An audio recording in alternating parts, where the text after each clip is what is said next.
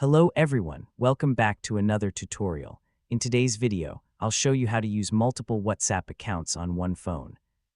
If you have two different phone numbers for personal and business use, WhatsApp lets you use both accounts on the same device. Let's get started. First, open the WhatsApp app on your phone.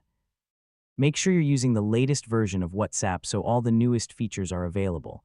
Once WhatsApp is open, tap Settings. At the top of the screen, tap your Profile section.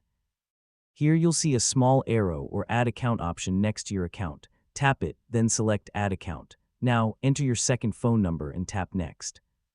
WhatsApp will send a verification code to that number. Enter the code when you receive it and complete the verification process. After verification, enter your name and add a profile photo if you'd like. Within a few moments, your second WhatsApp account will be ready to use. To switch between your accounts, go back to Settings, tap the account switcher at the top, and choose the account you want to use. Each account has its own chats, contacts, settings, and notifications, so everything stays separate.